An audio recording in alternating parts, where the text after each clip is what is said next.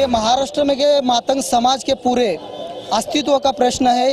पूरा मातंग समाज ये स्वतंत्र रिजर्वेशन के वास्ते ये आज विधान भवन नागपुर पे पूरे महाराष्ट्र में के सब जिले में से यहाँ ये रोड पे आया है। सर किस मांग को लेकर?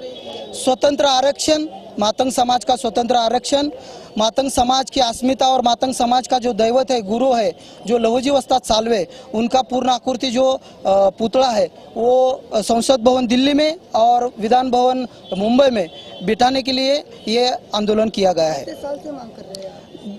करीब 10 या 15 साल से हम ये मांग कर रहे हैं। किसी ने आश्वासन दिया था आपको?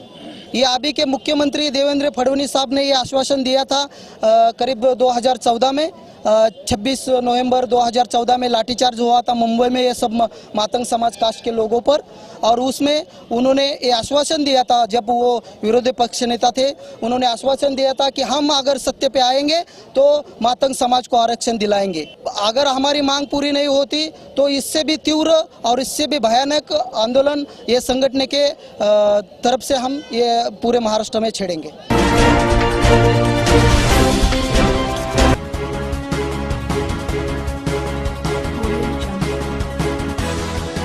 आज का आंदोलन हमने पुलिस डिपार्टमेंट के कार्यकर्ताओं के लिए और पुलिस डिपार्टमेंट के परिवार के लिए, पुलिस डिपार्टमेंट में जो लोग काम करते हैं उनके लिए हमने ये आज का आंदोलन रखा हुआ है। ये मांगे हम पूरी करके रहेंगे। हम हाईकोर्ट तक अपील डालेंगे, हम कुछ भी करेंगे, हम पूरा पुलिस वर्ग एक जगह पे खड़ा करेंगे, लेकिन हम अपनी मांगे पूरी करके रहेंगे, हर हाल में रहेंगे। साल से हम इस आंदोलन का फॉलोअप कर रहे हैं। हमने पिछले 5 साल से पुलिस लोगों की जो तकलीफ हो रही है, पुलिस डिपार्टमेंट को जो तकलीफ हो रही है, उनको क्या प्रॉब्लम्स है, उनको क्या परेशानी है, इसके लिए हम लोगों ने उनको पूरा स्टडी किया। 5 साल से पिछले गृह मंत्रालय से हम लोग पत्र व्यवहार कर रहे हैं। नागपुर के विधिमंडल के हर अधिकारी को, हर मंत्री को हमने इसका निवेदन दिया है कि पुलिस वालों को जो तकलीफ है उस तकलीफ के बारे में समझो, उनके परेशानियों को समझो और उनके लिए सोल्यूशन दो। इसके अंदर हमारी खास डिमांड है कि पुलिस वाले की ड्यूटी 8 घंटा होनी चाहिए, उनको साप्ताहिक छुट्टी बराबर होनी चाहिए, उनका बैकलॉग जो उनको भर के आना चाहिए, और उनकी जो रहने की परेशानी है, 350 स्क्वायर फीट उनको रहना पड़ रहा है, उनके घर बहुत खराब हो चुके हैं, उनको घर के लिए अच्छे से अच्छा उनको घर मिलना चाहिए। ये हमारी प्रमुख मांगे हैं।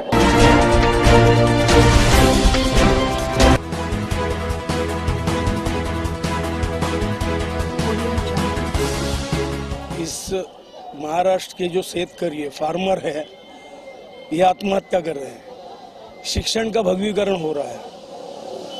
इन लोगों को दिया हुआ कर्जा सरकार माफ नहीं कर रही है। सरकार के पास किसी तरह के पैसे नहीं है। यहाँ सरकार जो है, ये सरकार कुंभ मेला के ऊपर खर्चा करने के लिए तैयार है, पानी के ऊपर खर्चा करने के लिए तैयार है, गोदावरी को शुद्ध करने के लिए तैयार है, मगर यहाँ जो आदमी मर रहा है उसको अनुदान देने के लिए सरकार के पास पैसा नहीं है। सरकार से आपने क्या मांग की? हमने ये मांग की है कि यहाँ का जो फार्मर है उनका जितना भी कर्जा है वो पूरी तरह से माफ होना चाहिए। उन लोगों के ज़रूरत के हिसाब के मुताबिक उनको दोबारा कर्जा मिलना चाहिए ताकि वो खेती कर सके। खेती अगर वो कर सकते हैं तो इस भारत को समझ सकते हैं। तो हमारा ये आंदोलन इसी तरह से जारी रहेगा।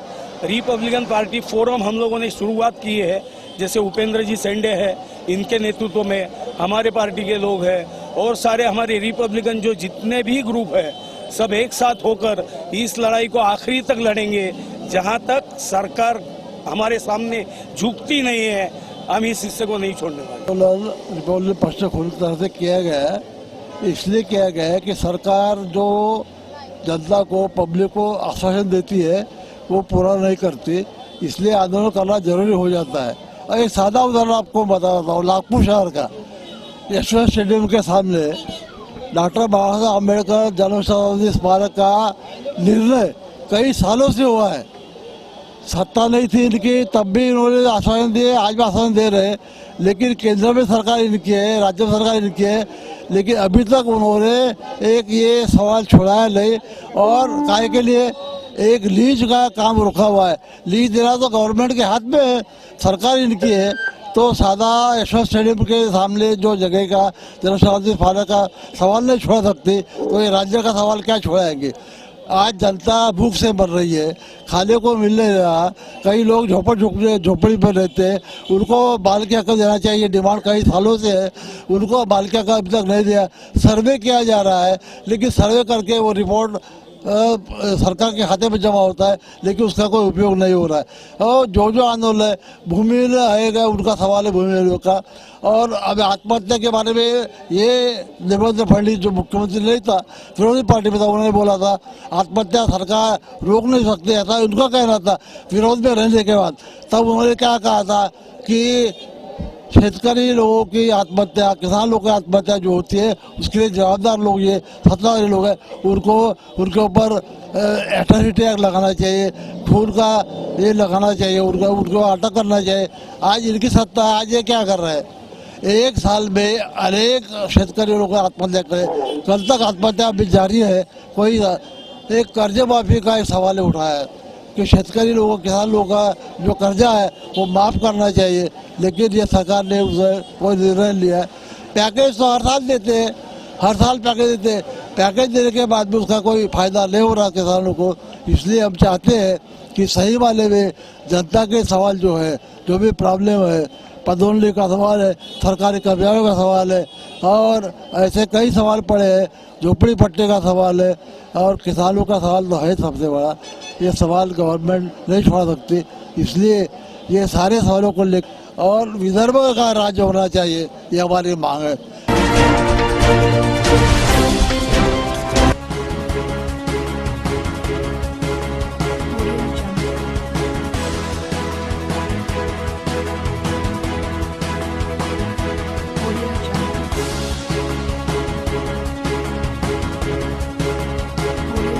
महाराष्ट्र में पिछले 14 साल से 22,500 टीचर्स लोग बिना वेतन काम कर रहे हैं, और ये शासन से ओर से एक ही रुपया नहीं लेते।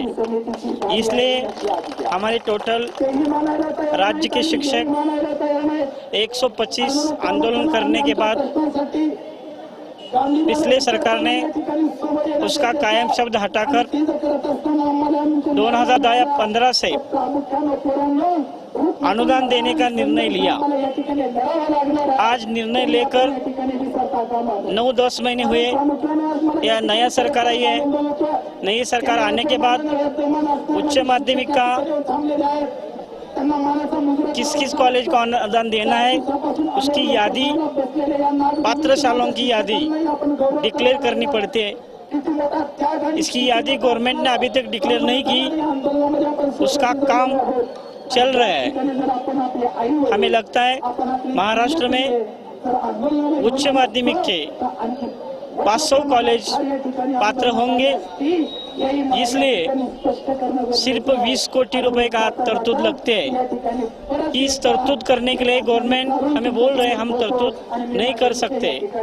महाराष्ट्र सरकार ने तरतूद करनी चाहिए, इसलिए हम राज्य के सब लोग इधर आए हैं। जब तक शिक्षण मंत्री, अर्थ मंत्री, मुख्यमंत्री हमारे प्रश्न के बारे में उचित सोचेंगे, उचित सोचने के बाद हमें लिखित देंगे, और लेके हमें ऐसा चाहिए उच्च माध्यमिक का तरतूद के लिए जितना फंड है, ये तरतूद हम आने वाले मार्च अधिवेशन में करेंगे, या ऐसा हमें देंगे, तभी हम ये हमारा चालू रहे, हमारा जो उपोषण शुरू है, आंदोलन जो शुरू है, तभी हम हमारा आंदोलन विसर्जित करेंगे।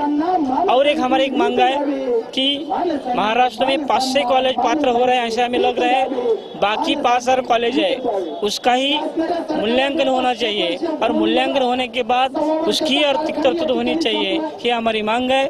जब तक शासन हमको ठोस निर्णय नहीं देंगे, तब तक हम रुकने वाले, और अगले हमारा प्रोग्राम जब तक वो काम नहीं करेंगे, हम ऐसा भी इशारा गवर्नमेंट की तरफ कर रहे हैं कि HSC आने वाली HSC बोर्ड परीक्षा है, उसके ऊपर भी हम बहिष्कार डालने वाले हैं। गवर्नमेंट ने हमारा अंत मत देखे, जल्द से जल्द हमें निर्णय दीजिए, और हमारा मोर्चा है वो मोर्चा विसर्जित करिए।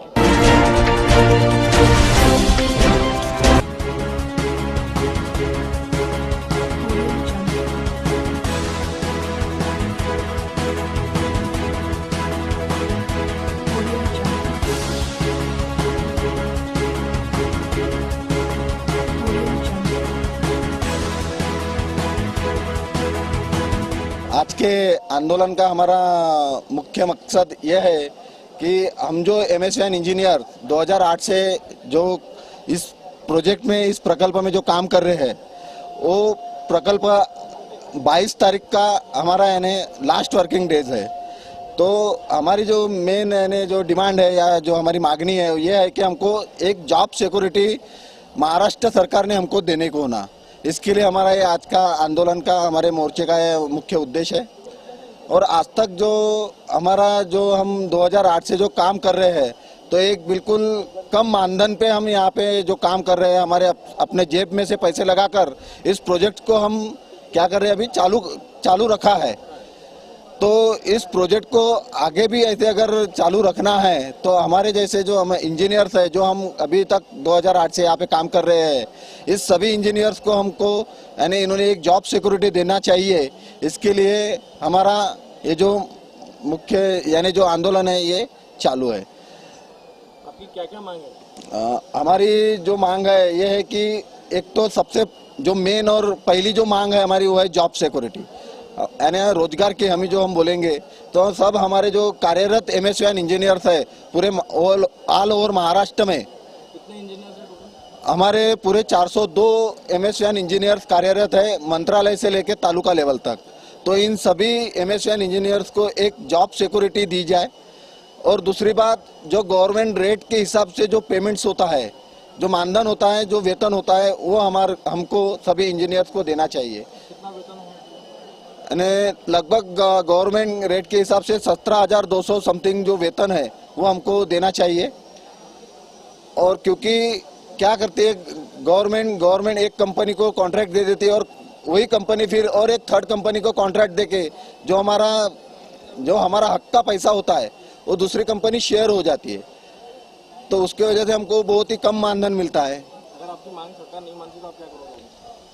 हमारी अगर मांग सांगती नहीं है तो इसके लिए हमारा जो नेक्स्ट जो स्टेप होगा, हम मुंबई जाके ये जो इस तरह का मोर्चा है, इससे और भव्य मोर्चा हम मुंबई मंत्रालय पे लेके जाएंगे माननीय सीएम साहब के तरफ।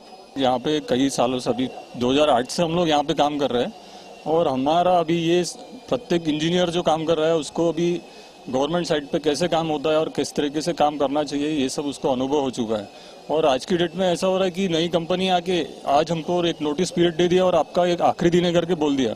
हम लोग जो इतने सालों से यहाँ पे मेहनत कर रहे हैं और हमने जो काम किया है उसका कोई किसी ने ध्यान ही नहीं रखा और हमको एक घर पे भगा दिया जा रहा है। ये हमको अभी एक्सेप्टेबल नहीं है। हम चाहते हैं कि हमारी जॉब सिक्योरिटी रहे और हमने जो पेमेंट का गवर्नमेंट के रूल अनुसार जो पेमेंट मिलता है वो मिलना चाहिए, हमारी मांगनी है।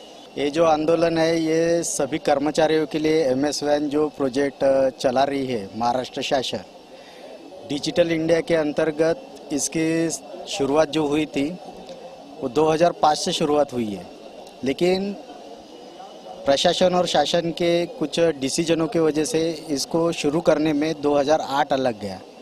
2005 से 2008 के बीच में कुछ पेंडेंसीज थी गवर्नमेंट की तरफ से जो क्लियर नहीं थी, लेकिन इसे दिल्ली सरकार के तरफ से बहुत ज़्यादा दबाव होने की वजह से इसे आनन फानन में कंपनियों को टेंडर करके जो टेंडरिंग हुआ उसके स्पैन को कंपनी जो दी गई आईटीआई के क्या बोलते कंबाइंड में, तो वो कंपनी के साथ टाइप करके ये प्रोजेक्ट का इम्प्लीमेंटेशन करा गया। 2008 से 5 साल के लिए बॉन्ड था, बूट लेवल का ये प्रोजेक्ट था। लेकिन इसमें हुआ ये है कि जो कर्मचारी था उसका पूरा यूटिलाइजेशन कर लिया गया प्रोजेक्ट इम्प्लीमेंटेशन के लिए। और 2013 से लेके जो कंपनी थी डीआईटी के तरफ से जो फाइनेंशियल ये होना चाहिए था सपोर्ट, वो न मिलने की वजह से राज्य सेतु जो है महाराष्ट्र शासन उनके ओर से जो सैलरी या मानधन मिल रही थी, तो उसको हम ये चाहते हैं कि कंटिन्यूएशन में जो भी एम्प्लॉयज़ है उनको अभी रख के आगे जो प्रोजेक्ट का इम्प्लीमेंटेशन है, जो रुका हुआ काम है वो पूरे तौर से हो जाना चाहिए।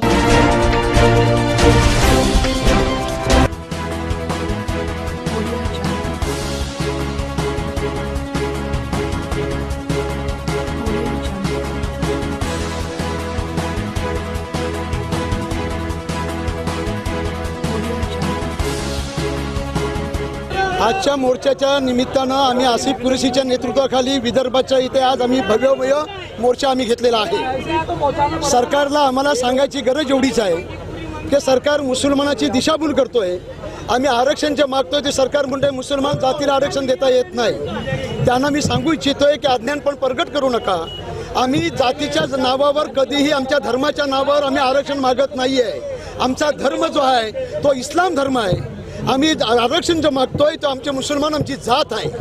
मुसलमान जातीमध्ये बोडी समाज आहे, खोजा समाज आहे, मेमन समाज आहे आणि गरीब मुस्लिम समाज पण आहे. तुम्ही जर का 16% मराठ्यांना आरक्षण देताय, ते पण हिंदू आहेत, त्यांना तुम्ही जातीवर आरक्षण देताय. आम्ही इस्लामच्या नावावर आरक्षण मागत नाही आहोत. आम्ही मुसलमानाच्या जातीच्या नावावर आरक्षण मागतोय.